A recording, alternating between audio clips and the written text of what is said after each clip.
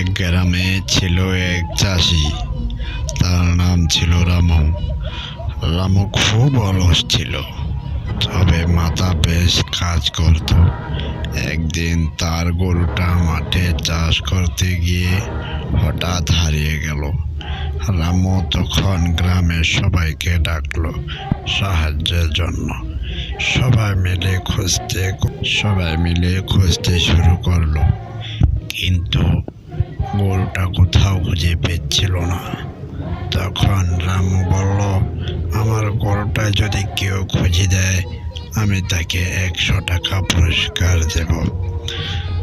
সবাই উৎসাহিত হয়ে আরো তাড়াতাড়ি খুঁজতে লাগলো, কিন্তু কেউ গরু খুঁজে পেল না। শেষে রামু হঠাৎ চিৎকার করে বলল, আরে আমি গরুটা খুঁজে পেয়েছি, ওটা তো আমার গোয়াল ঘরেই ছিল। সবাই অবাক হয়ে জিজ্ঞাসা করলো, তাহলে এতক্ষণ কেন খুঁজতে দিলে?